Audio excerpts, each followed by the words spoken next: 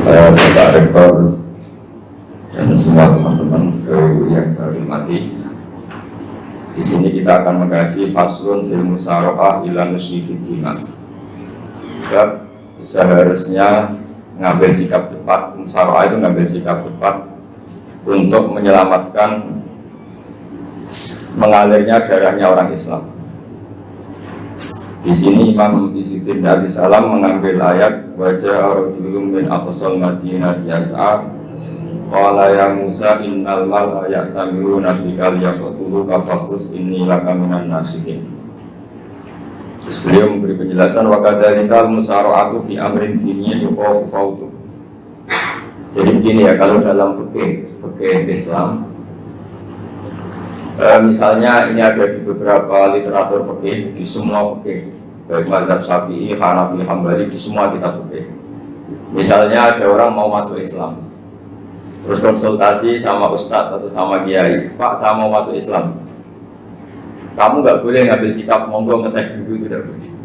Atau apalagi diajak ngobrol dulu, karena 5 menit kita mempersilahkan ngopi dulu itu artinya dianggap kita membiarkan dia dalam keadaan kafir 5 menit dan kita dianggap ikut tanggung jawab. Sehingga di bab, ada ulama yang ngebabkan itu sampai di bab murtad. Termasuk murtad adalah orang yang dimintai mensyahadatkan non muslim kemudian disuruh ngopi dulu atau ngeteh, karena dianggap pembiaran sekian menit masih berstatus kafir. Jadi ibaratnya gini ya, kalau kita mungkin baru bapak-bapak baru pakai celana pendek terus ada orang kecelakaan di jalan, saya tak pakai baju dulu nanti baru kamu saya selamatkan, itu kan naif. Kalau begitu saja naif, apalagi orang yang kafir kemudian pas mau minta disyahadatkan kita bilang monggo mandi dulu, ngeteh dulu, berarti ada pembiaran sekian menit dia masih berstatus kafir. Artinya begini, kalau dia saat itu kok dimatikan oleh Israel berarti mati dalam status kafir dan kita ikut tanggung jawab karena harusnya bisa Islam andai kan kita mensyahadatkan saat itu juga. Jadi itu bab-bab yang dianggap ekstrim dalam kutubil fikih, bab-bab fikih. Makanya dalam kitab fikih saya berkali-kali ada non muslim mau bersyahadat ke saya, itu saya bilang ke santri-santri saya, saat itu juga harus kamu ajarin semua pakai bahasa Indonesia. Yang penting status kafirnya apa? Iya. Baru setelah itu ada hukum sosial ya, mungkin kita nawarin teh atau kopi atau apa. Makanya di sini dibabkan juga seseorang harus tergesa-gesa atau bercepat-cepat atau ngambil sikap bergegas untuk melakukan kebaikan. Terus ayat kedua yang dipakai Izzuddin bin Abi Salam itu begini. Ketika Allah mensifati orang munafik, status orang munafik itu apa? Wa idza qamu ila sholati qamu kusala. Mereka kalau dipanggil untuk sholat, dia berangkat tapi itu salah cara malas-malasan. Sehingga untuk menunjukkan kita loyal sama Allah, itu ya paling tidak ada sikap di atas rata-rata. Makanya ada sa'i, ya, lari-lari kecil, tawaf juga disunatkan ada lari-lari kecil, disebut ar-romal itu lari-lari kecil. Untuk menunjukkan bahwa kita loyal sama Allah itu tidak sakobri kalau Jawa. Nah itu dibabkan sendiri. Jadi beda antara tergesa-gesa sama ekspresi serius. Jadi musyarakah itu ya kira-kira kan nggak mungkin lah kita dipanggil rektor atau kiai atau orang tua kita terus jalan leha-leha, itu kan nggak mungkin. Apalagi ini yang manggil Allah Subhanahu wa ta'ala. Makanya dibabkan faslun fil musyarakah ila nusyifid diman. Nah contoh yang diambil di sini begini. Ketika ada debat terbuka antara Fir'aun dan Musa, saya ulang lagi ya, ada debat terbuka antara Musa dan Fir'aun, kan Nabi Musa datang ke Fir'aun. Lalu kata Fir'aun, ini asal-usul ayat ini, saya terangkan sejarahnya. Kata Fir'aun, lalu kalau kamu tidak nuhankan saya, Tuhan kamu siapa? Terus kata Musa, Rabbus samawati wal ardi, yang nuhani langit dan bumi. Fir'aun masih berkelit. Kalau Tuhan di bumi, setahu saya kemana-mana yang dituhankan saya, kata Fir'aun. Ma'alim tulakum min ilahi wiri. Terus Nabi Musa masih ngendikan, ya sudah Tuhan yang nuhani langit. Terus Fir'aun manggil Haman itu arsitekturnya Fir'aun. Ya Haman ibnili sorhal ali abdul asbab samawati at-taliya ila ilahi Musa. Haman, bangunkan kami piramida yang tinggi. Saya ingin melihat Tuhannya Musa. Musa akhirnya mikir, karena kalaupun Fir'aun bisa naik ke langit tetap tidak bisa melihat Tuhan.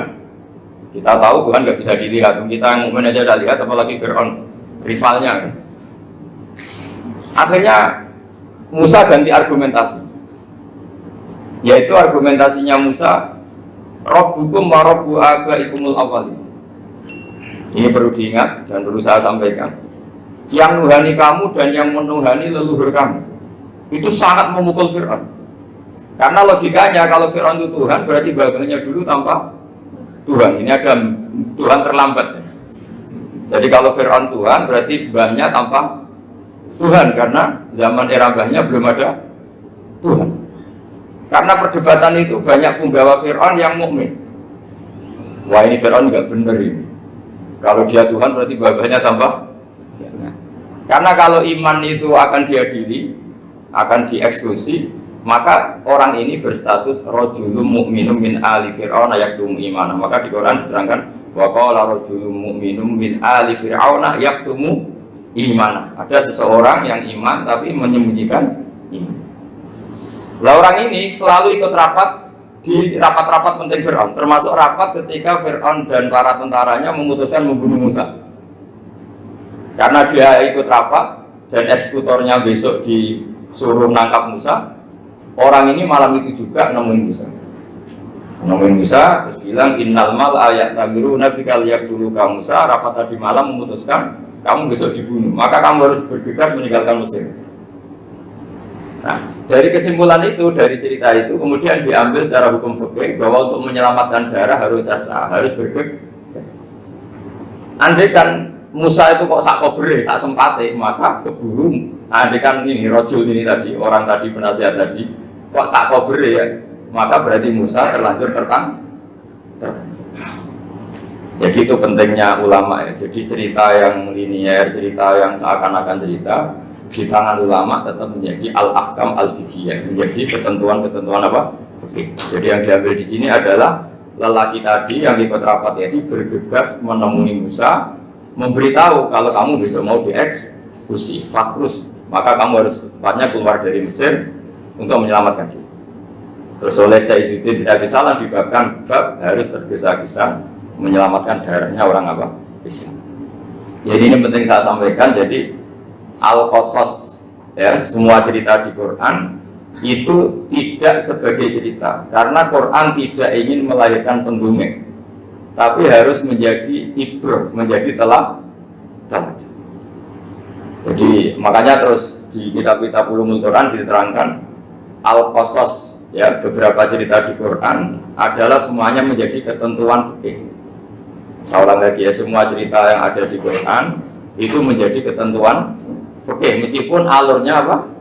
Cerita. Kayak tadi kan alurnya cerita bahwa lelaki ini bergegas menemui Musa supaya Musa cepat keluar dari Mesir. Terus dibabkan babul musaroah ila musifid. Saya teruskan ya. Wa kama laro'ai nama yaktulu musliman law tabtu'u alaihi laqota lagu fal musaroah ila takrisihi min wajibatun. Idlai salunatu mahmudatan fi kulli syai'in balaha mawatin tuhmadu fiha wa mawatin tutamu fiha wa kadzalika al-musara'a wal lain wal dhulta wa dhulma nas'alullaha ayyafiqona lil amal fi ta'ati fi mawaqi'iha wa madhaniha. Terus cara berpikir ulama, saya pernah baca dalam satu sejarah ulama besar namanya Sufyan Ats-Tsauri. Sufyan Ats-Tsauri itu menjadi wali itu gara-gara kalau sholat di masjid itu beliau datang sebelum adzan. Saya ulang lagi, beliau datang sebelum adzan. Ditanya, kenapa kalau kamu datang sebelum adzan? Saya ini nggak ingin jadi hamba yang buruk. Hamba yang buruk atau pembantu yang buruk adalah setempe nunggu dipanggil. Misalnya kita tahu majikan kita pasti manggil jam 7.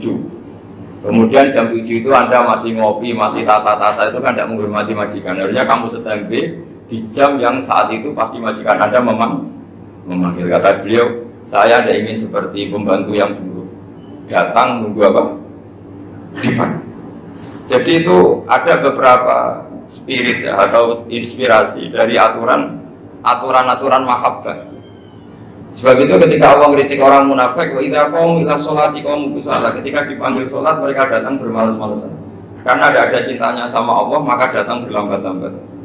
Nah, berarti kalau ekspresi cinta mengharuskan kita datang bercepat. Makanya dalam istilah lain di Quran ini termasuk balaghatul Quran.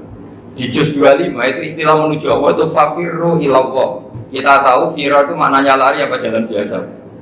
Lari. Jadi untuk mengekspresikan mahabbah kita, kangen kita pada Allah, cara bahasa Arab isyak kita, beruntung kita sama Allah, tidak diistilahkan jalan tapi fafirru ilallah, harus bergegas bergerak.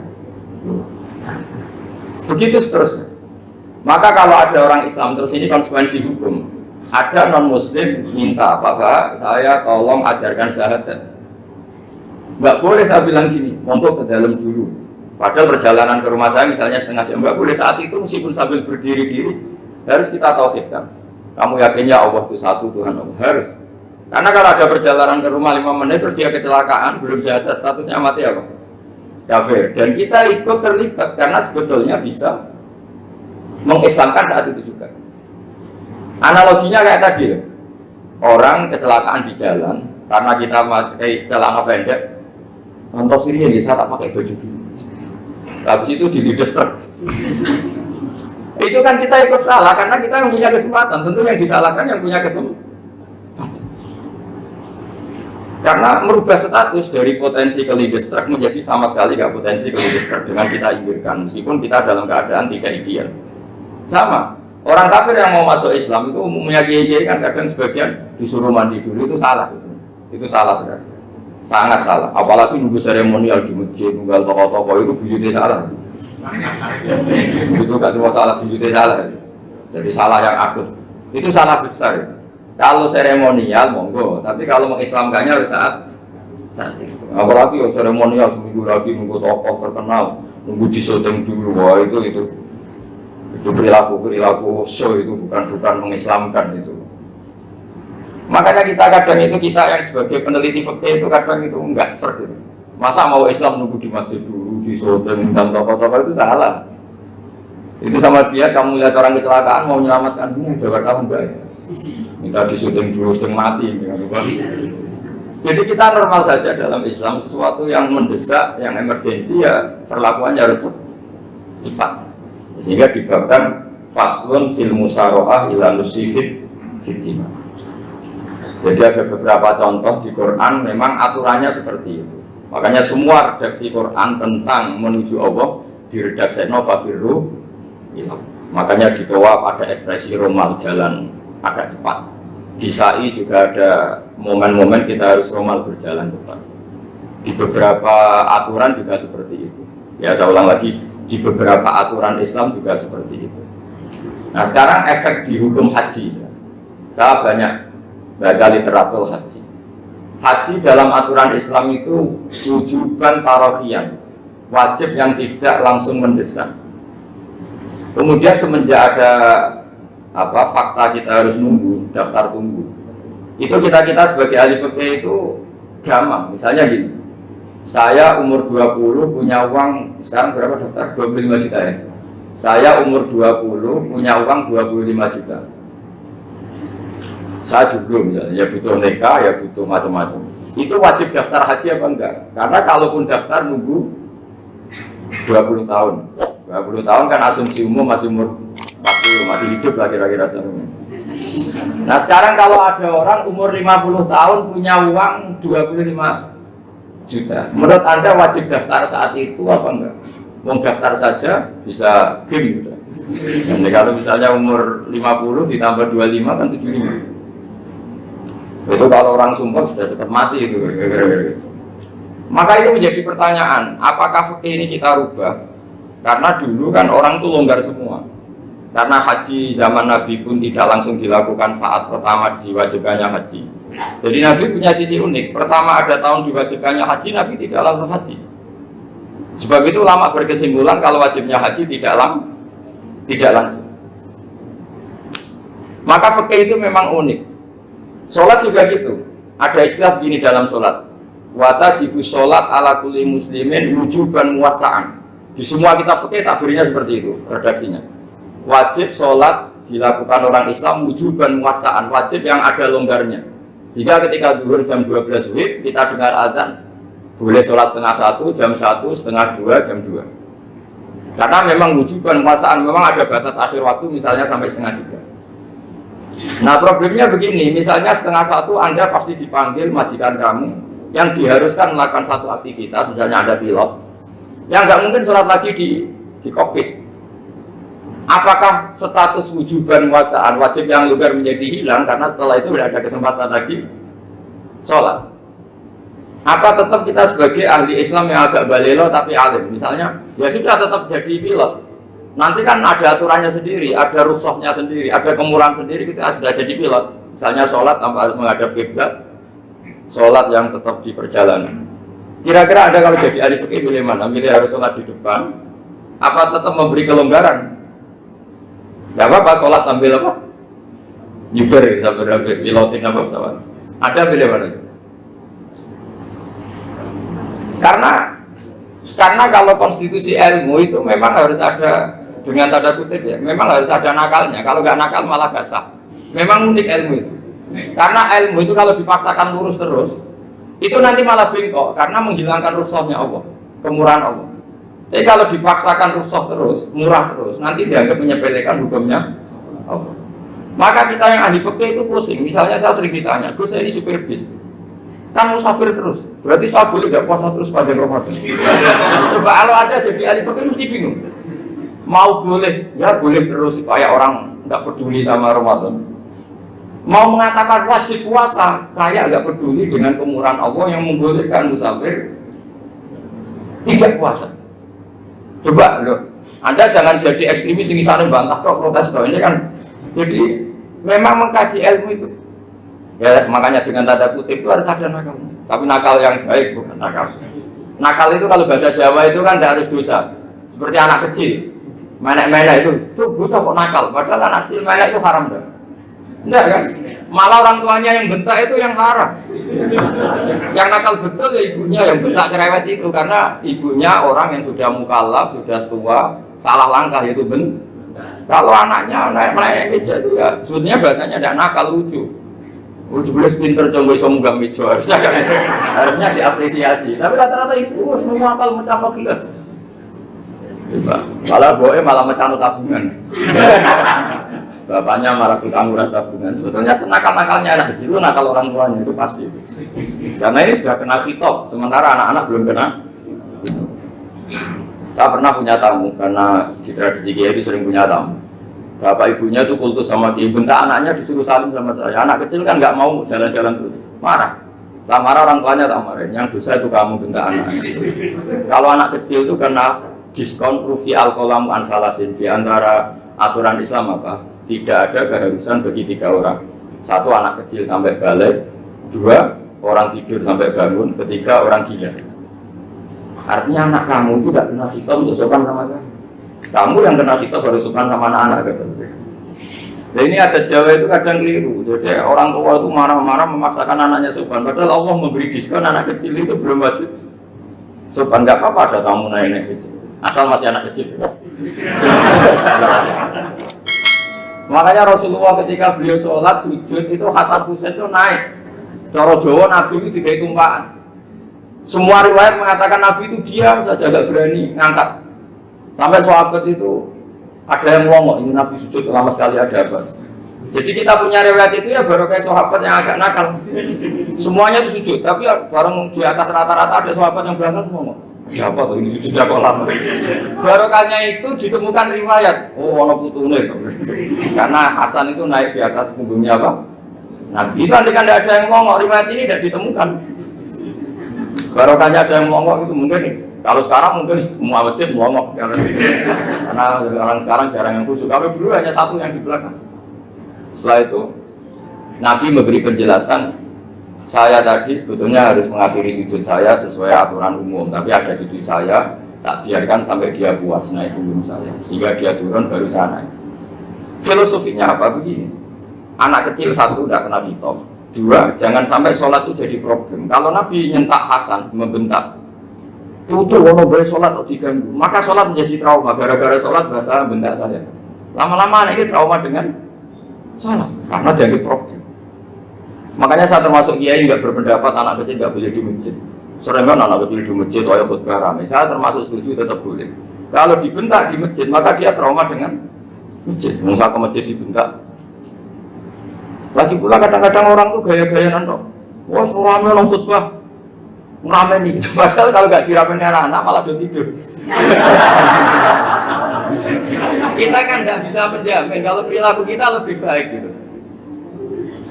Mendingan kan anak-anak main di masjid dibanding di karaoke kan.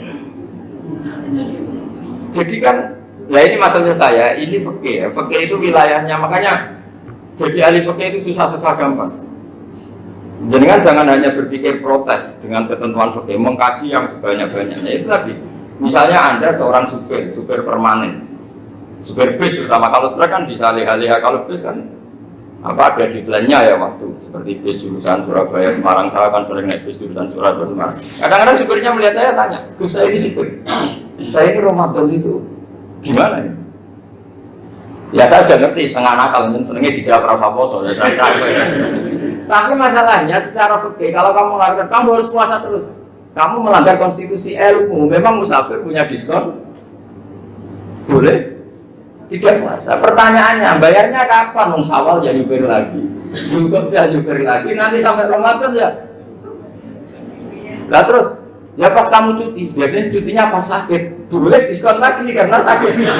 Coba. Nggak, andai kan ada jadi ahli fikih milih zaman. Loh kalau orangnya soleh terus kayak ustadz di sini kayak dosen UI kan, masa dosen UI Universitas Islam nggak Islami kan nggak mungkin. Mungkin memilih kosong kan. Masalahnya ini kan hukum untuk orang kebanyakan, nggak boleh hukum musuh gak kuat. Sahur jam 3:30 ngobrol vitamin pokoknya harus kuat. Itu udah hukum, itu saran. Hukum itu beda dengan saran. Hukum itu hanya berbicara musafir itu boleh skor.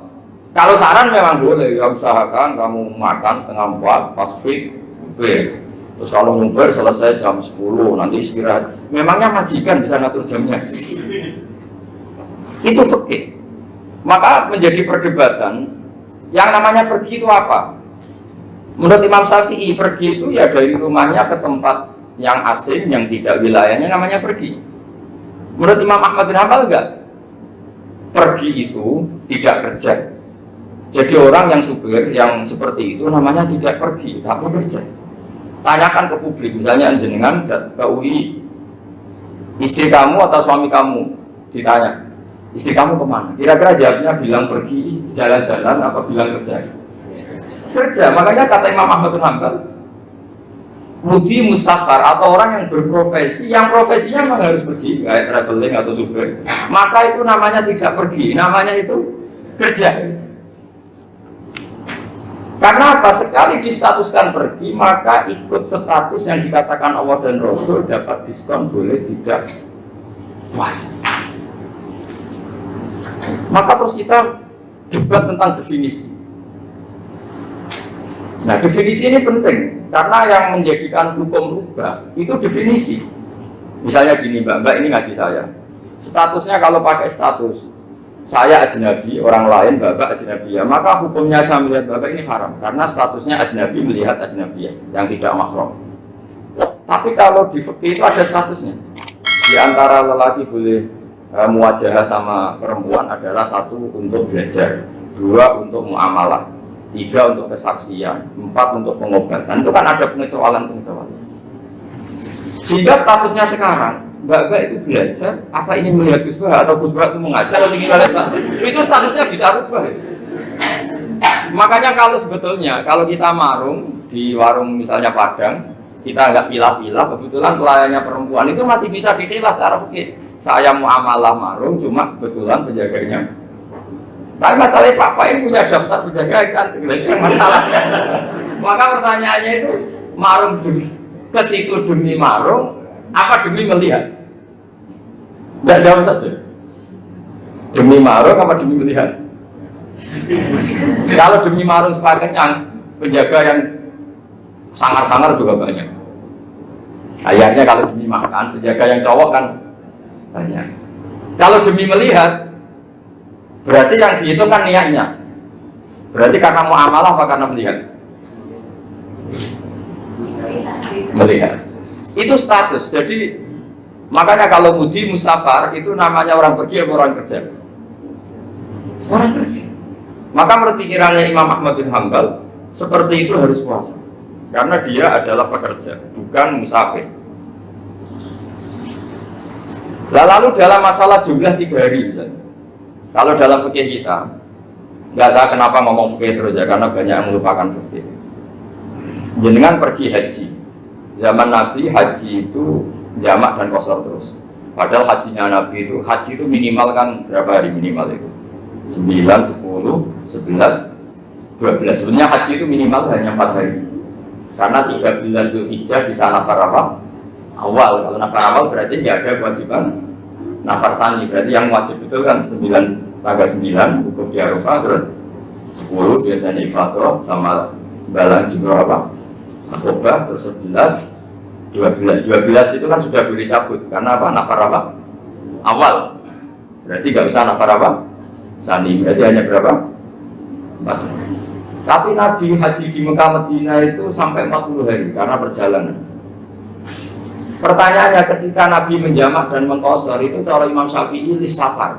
Karena Nabi orang Madinah datang ke Mekah dengan jarak 460 kilo, maka Nabi boleh jamak dan qashar. Jadi pikiran Imam Syafi'i, jamaknya Nabi itu lis safar karena pergi.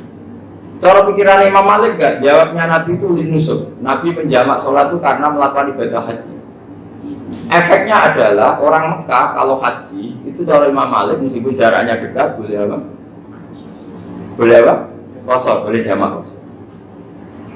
Lalu terus ada pertanyaan fikih lagi. Lalu jamak qashar itu karena pergi apa karena masyaqqah? Karena repot. Coba kalau sampean kira-kira jawab. Misalnya kita orang kaya bawa uang 1 miliar naiknya Alphard, ada supirnya, ada ajudannya, pergi di jarak 100 kilo. Masyaqqahnya kan tidak ada sama sekali, apalagi di tol kebetulan tidak macet. Kira-kira boleh jamak nggak? Boleh, karena pergi, tapi kan nggak ada repotnya sama sekali. Dibanding misalnya yang ngebis bawa beras 1 kintal gitu, udah gitu suruhan orang lagi kan pusing. Maka fikih ini untuk memberi hukum itu kalau fikih itu menstatuskan dulu. Ini orang boleh jamak itu karena masyaqqah apa karena safar. Lalu kalau setelah karena safar itu karena jaraknya apa tingkat masyaqqahnya? Kalau karena jaraknya ya tidak juga. Tidak juga gini betulnya. Mungkin Anda tidak pernah terpikir begini. Kalau saya mau ke Jakarta, kemudian sampai Purworejo itu sudah waktu zuhur. Saya boleh nggak zuhur di situ sama saya? Boleh kan? Padahal perjalanan saya belum capai. Hanya nunggu boleh jamak itu setelah kita menempuh jarak itu apa menuju, sedang menuju dan niat. Sedang menuju dan niat. Misalnya saya mau ke Jakarta, saya orang Sleman mau ke Jakarta, itu sampai mana itu Magelang itu sudah boleh jamak kan? Boleh nggak? Boleh karena saya mau ke. Nah pertanyaan cara pergi mungkin ada terlintas. Ternyata ditelepon sama istrinya agak jadi pergi. Padahal sholatnya kadung di jamak zuhur dan asar. Apakah setelah di rumah sholat lagi? Teman nggak pernah mikir. Karena nggak nekuni fikih. Jadi orang fikih itu sudah pusing, makanya jangan diprotes terus. Kita ini sudah pusing. Lalu orang itu enak aja protes terus. Nggak urut jenengan, nanti wajib sholat lagi enggak? Dia bolehnya jamak kan berdasar berstatus musafir. Ternyata selama gelang ditelepon istrinya nggak jadi. Dia kadang sholat zuhur dan asar. Setelah pulang masih jam 1. Terus ada asar, wah sholat terus. Kalau ada sholat lagi apa ada? Jangan saran. Kalau saran, wah sebaiknya sholat lagi. Itu tidak hukum, itu saran itu namanya. Saran dengan hukum beda. Sholat lagi pada. Oh, ketika ada jawab itu berdasar malas atau berdasar hukum? Apa?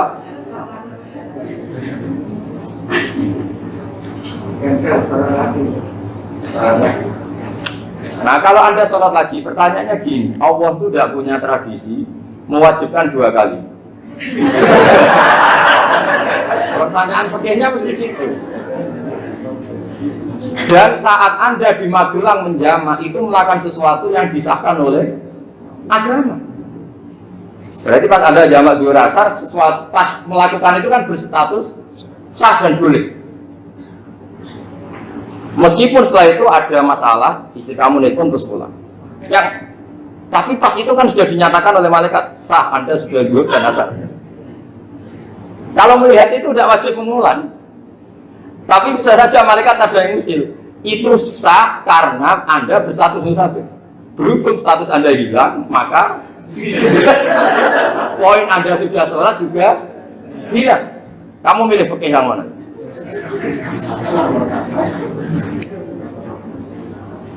Jadi peneliti fikih itu beda dengan orang-orang yang mendengarin protes. Beda karena nekuni itu beda karena ada konsekuensinya. Makanya fikih itu sampai saya punya kitab fikih itu dikarang 1 orang itu jumlahnya 20 jilid. Per jilid itu segini. Jadi 1 meja ini dikarang 1 orang. Itu mulai yang presisi, yang detail sampai yang khayal. Yang khayal juga ada. Yang khayal itu tadi beliau banyak menghayalkan diri. Suatu saat Anda datang ke Mekah itu hanya butuh waktu 20 menit. Zaman itu belum ada pesawat. Lalu boleh gak jamak, boleh gak nakal. Nakal itu begini. Sampai orang kaya punya jet pribadi. Misalnya ada Ronaldo masuk Islam, orang kaya. Itu bisa gak puasa. Karena begini. Misalnya dia contohnya orang Arab, jangan orang. Nah, contohnya itu dibalik saja. Di sini itu kalau imsak jam berapa? Imsak Ramadan jam berapa? Digawe 3:30 aja biar aman ya. Kalau 3:30 kan masih imsak. Dia terbang ke Mekah. Jadi orang sini puasa jam 5 kan mulai puasa, dia terbang ke Mekah kan masih malam. Makan terus dia. Mekah mau ada matahari terbang lagi ke barat. Karena dia menghindari berstatus puasa. Atau sebaliknya, dia orang Mekah jam 12 puasa. 12 siang puasa. Dia, wah kalau 6 jam lagi buka, bisa berapa saya? Terbang ke Indonesia. Ke Indonesia terbang baru 1 jam, di sini sudah buka. Itu khayal, jadi ini ada khayalnya. Itu lama dulu, sebelum ada pesawat yang mengkhayal gitu. Bolehkah orang yang di Masyriq ke Maghrib demi itu? Kalau Anda jadi Raja Salman, jam 1 kok sudah nggak kuat apa? Puasa, itu diberi saran terbang ke Indonesia. Itu kalau pakai jet kan nggak sampai 9 jam, 1 jam ke Jakarta. Sudah ada wow akbar. Sudah. Boleh enggak? Belum mau kamu enggak bilang, wah enggak boleh. Wong di Jakarta sudah guru bisa sih. Masa sudah matahari terbenam orangnya enggak boleh? Bukan. Leja. Apa? Kalau resikonya gini, sampean mungkin nggak mikir, resikonya gini, kalau dia berstatus musafir, bolehnya buka karena musafir, pertanyaannya dia wajib bayar. Kan musafir bolehnya kodok nanti harus bayar, tapi kalau dia buka normal kan tidak harus bayar, beda, efek pakainya beda.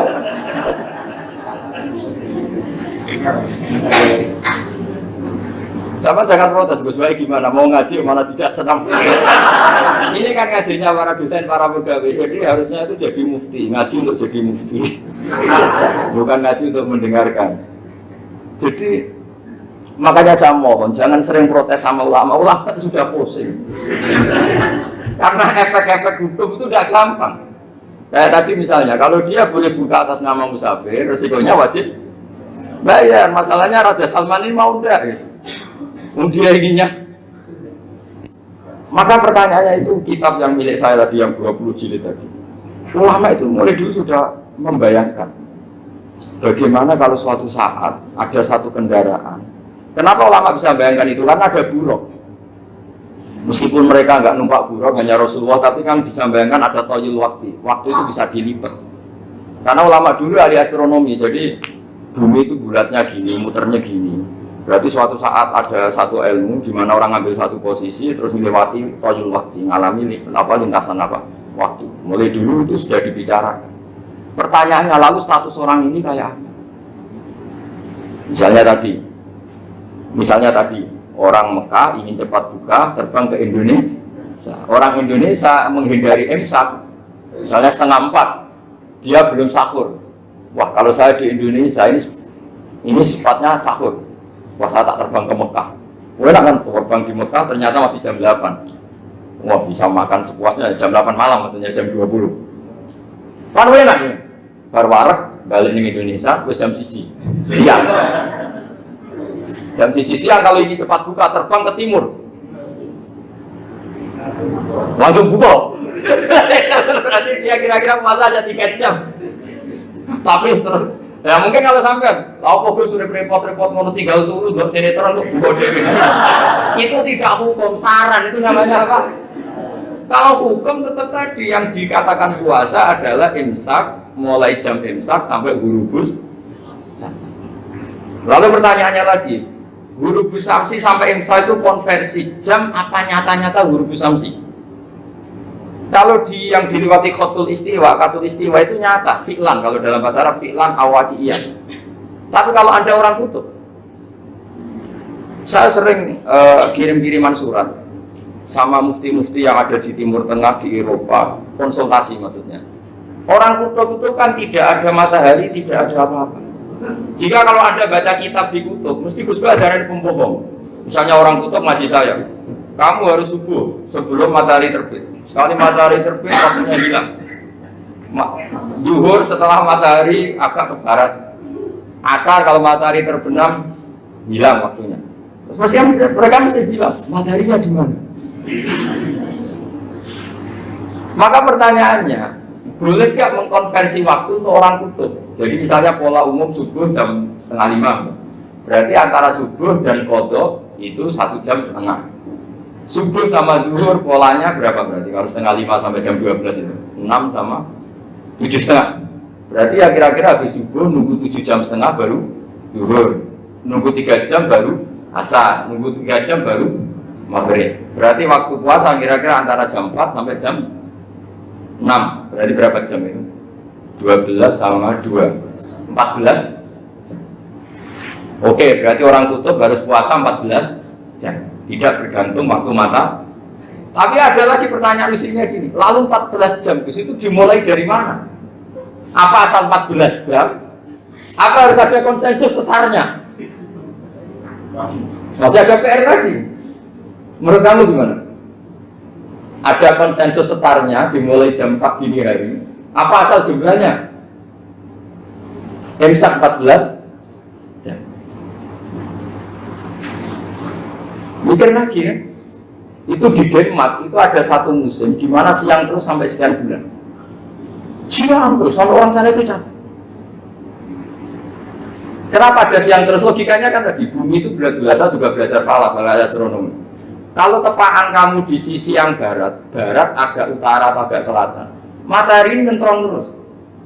Jika bumi mulak malik ya kamu kesentron terus karena kita ini kan tepaan di katulis istiwa, di khotul istiwa. Sebenarnya khotul istiwa itu bahasa Arab dari kata khotul istiwa. Khotul itu garis, istiwa itu tengah. Ya, Islam itu oleh Allah memang dipilih di tempat paling top yaitu Mekah. Mekah Ka'bah itu suratul ardi. Jadi sebelum ditemukan ilmu astronomi itu Nabi sudah menghentikan Al-Ka'bah suratul ardi. Ka'bah itu pusarnya bumi. Sehingga di Ka'bah itu satu-satunya area yang terbebas dari medan magnetis. Karena dari utara dan selatan benar-benar di tengah. Maka potensi jam paling akurat di dunia itu hanya jam yang di Mekah itu. Karena apapun akuratnya teknologi di Amerika atau Jerman, karena jam itu dari logam tetap ketarik medan magnetis, entah berapa 00, tetap kena. Misalnya jam di Jerman, lebih dekat mana kalau Jerman? Mesti ketarik medan magnetis, entah berapa kadarnya. Karena materi jam dari logam. Sementara di Mekah karena di tengah itu terbebas dari medan magnetis. Nah, sehingga yang segaris dengan Mekah kayak Indonesia itu semuanya khotul istiwa. Nah kalau khotul istiwa normal itu artinya ya 12 siang secara umum ya 12. Sehingga ulama Indonesia kalau ngaji itu lebih gampang, lebih tidak dianggap bohong. Karena ya ada terbitnya matahari, ada zawalus samsi, ada hurufus samsi. Coba kalau kitab itu Anda baca di kutub utara sama kutub selatan, murid kamu bingung semua. Ini gimana Ustaz? Ada matahari kok semuanya diukur pakai matahari. Lalu pertanyaannya dikonversi kan? Pertanyaannya kalau dikonversi pakai apa gitu? Asal 14 jam, apa harus sepakat dimulai jam berapa? Ini mana? Boleh sepakat. Pertanyaannya kalau sepakat, ukurannya siapa yang jadi ahlul halli wal aqdi?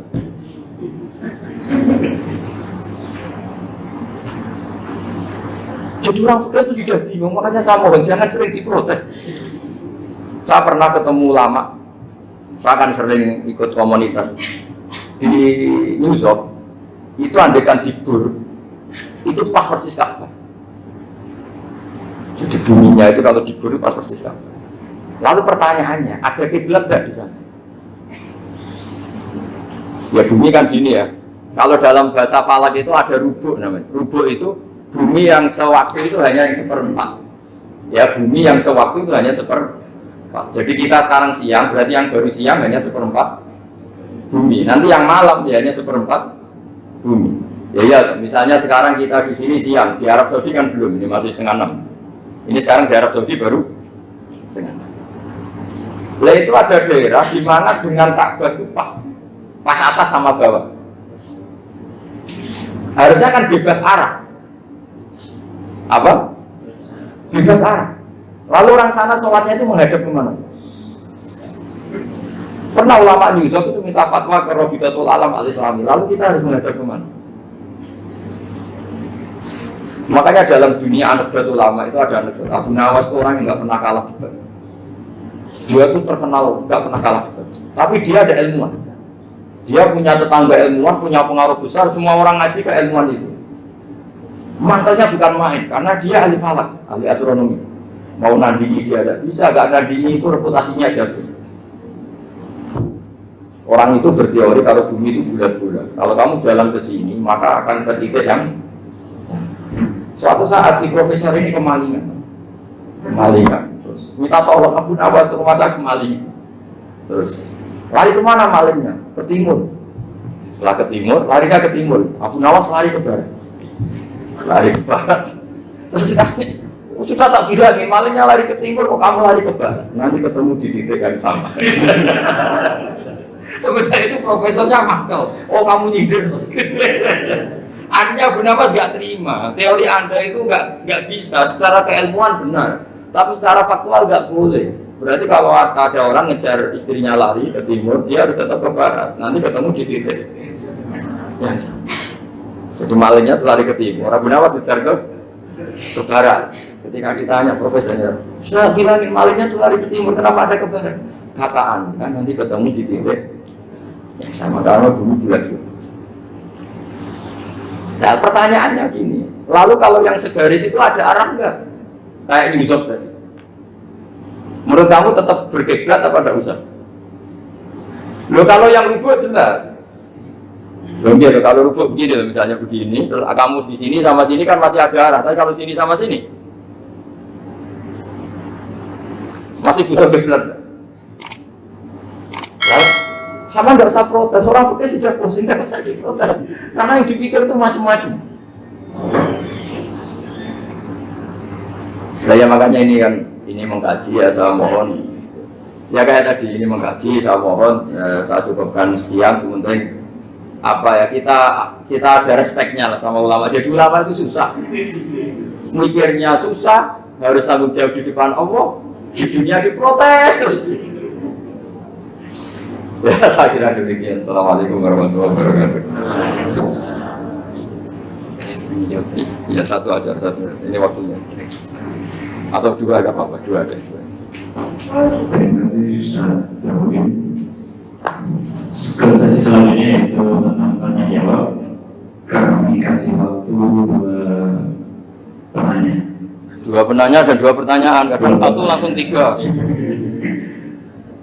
Ya, silakan Pak dan Pak Sus.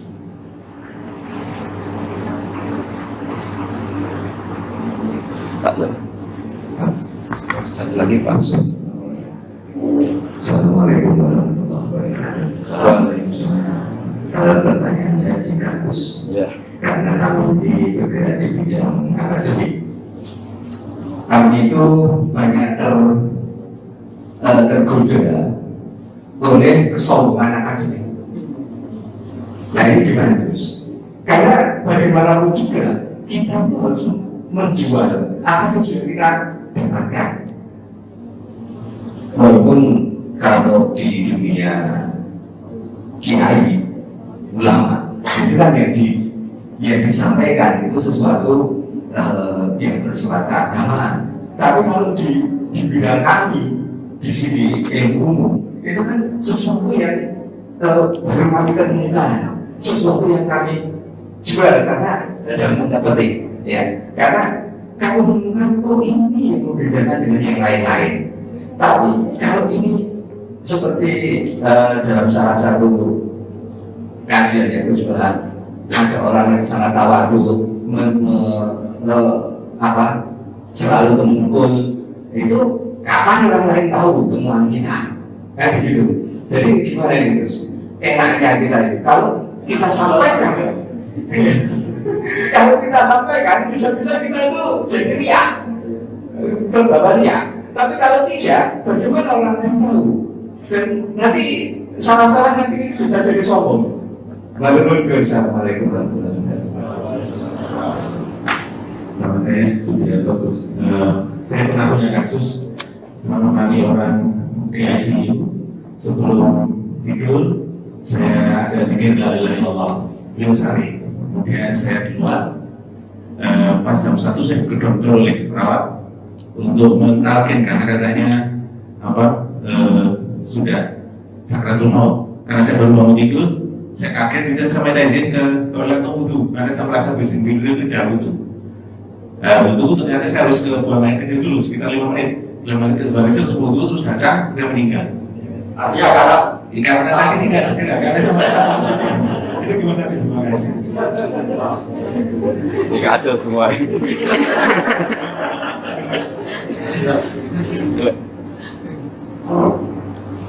Terima kasih. Terima kasih atas pertanyaannya. Yang pertama tadi tentang kesombongan akademik. Jadi seperti apa? Yang kedua tentang kasus di rumah sakit, ya seperti yang Gara-gara ke kamar mandi tadi. Iya, Betul. silakan. Gini loh, jadi ini langsung saya jawab pakai referensi, pakai tag. Ini mungkin yang bawa kitab ikutnya halaman 293. Itu yang mungkin nanti bisa dikopi sama yang nggak punya tag. Yang nggak punya tag mengkopi sama yang punya. Di sini diantaranya itu ada bab faslun fi dzikri rajul manaqiba nafsi. Bab seseorang boleh menyebut kelebihannya sendiri, asal niatnya tidak riya. Di sini dicontohkan, tadi Bapak Jawa namanya? Samsul. Pak Samsul ya. Di sini diceritakan ketika mau masa paceklik, saya ulang lagi masa paceklik, itu Nabi Yusuf karena merasa amanah dan merasa punya kemampuan mengelola ketahanan pangan, beliau bilang ke rajanya, qala ij'alni ala khazainil ardi inni hafizun alim. Raja, jadikan kami pengatur ketahanan pangan karena ini hafizun alim, saya ahlinya dan saya terpercaya. Hanya Nabi Yusuf seorang nabi tentu panutan, beliau menonjolkan kemampuannya itu boleh asal untuk kemaslahatan. Misalnya ada orang Islam sakit atau kiai sakit, dengan dokter bilang saja saya dokter biasa nggak. Itu boleh karena motivasi Anda dalam menyelamatkan Pak Kiai tadi atau orang yang sakit, bukan motivasi Anda adalah hadur nafsi, misalnya kalau dalam bahasa keinginan apa? Pribadi. Jadi itu boleh. Jadi ini di beberapa contohkan, ya ayuhanna su'olimna mantikot toiri wa utina min kulli syai'. Nabi Sulaiman itu bilang gini, wahai para manusia, saya ini bisa bahasa burung apa saja dan saya bisa melakukan apa saja, wa utina min kulli syai'. Nabi Sulaiman ngendikan begitu karena ingin menunjukkan betapa sayangnya Allah ke saya. Sampai saking sayangnya Allah, saya bisa menguasai bahasa burung, bahasa binatang. Jadi motivasi seorang Nabi itu ingin menunjukkan betapa kudrohnya Allah tidak terbatas. Nah buktinya apa ya? Buktinya Sulaiman, sama tak cerita. Nabi Sulaiman itu kalau ke masjid itu mesti jagungan sama orang miskin. Terus beliau bilang gini, miskin dan jadi miskin, ayo podo kiri ini jagungan. Karena beliau dengan kenabiannya meskipun kaya raya itu tidak merasa punya sama sekali karena semuanya milik Allah Subhanahu wa Ta'ala. Dan beliau buktikan beliau kaya raya itu untuk bangun Baitul Maqdis yang semegah itu semuanya pakai asetnya Nabi Sulaiman. Ketika bisa memperkerjakan jin dan setan juga untuk bangun Baitul Maqdis, bukan untuk bangun dirinya, rumah dirinya. Ya ini dicontohkan satu Nabi Sulaiman, dua Nabi Yusuf. Terus ketiga contoh yang diambil, setiap nabi ketika pidato kepada umatnya mesti ditutup dengan wa analakum nasihun amin. Saya ini adalah penasehat yang terpercaya. Jadi ajaran saya bukan ingin menyengsarakan kamu, tapi wa analakum nasihun amin. Saya adalah penasehat yang baik. Artinya kan menonjolkan dirinya. Jadi boleh asal itu untuk kemaslahat. Jadi misalnya UI punya penemuan apa yang keren, yang maslahat orang Islam diumumkan. Bahwa ini penemuan UI. Tapi tujuan Anda supaya mengangkat harkat martabat UI. Bukan setelah itu terus kirim surat ke rektor, saya harus tambahan gaji karena saya penemunya. Wah itu sudah nggak bisa jadi wali kalau gitu. Tapi nanti rektornya yang ya nggak tahu diri gitu. Masa penemu sama nggak penemu disamakan gitu. Misalnya seperti itu. Jadi di sini ada sekian contoh, mungkin bisa diakses di halaman 293 di bab faslun fi dzikri rajuli manaqiba nafsi.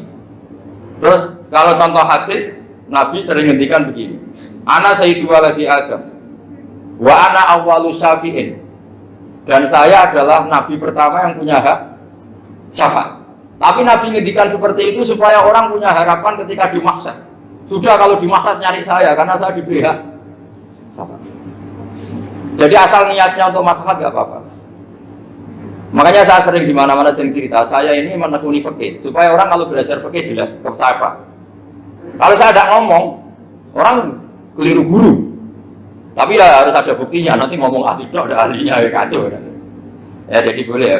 Di sini dibabkan faslun fi dzikri rajul manaqiba apa? Nafsi. Sebab seseorang boleh menunjukkan kemampuannya asal tadi untuk lil maslahah. Sudah Pak Samsul ya? Tadi yang pertanyaan dari siapa itu? Pak Sus Budiar. Pak Sus itu gimana ini kasusnya itu orangnya sudah Islam toh? Ya. Sudah nggak masalah.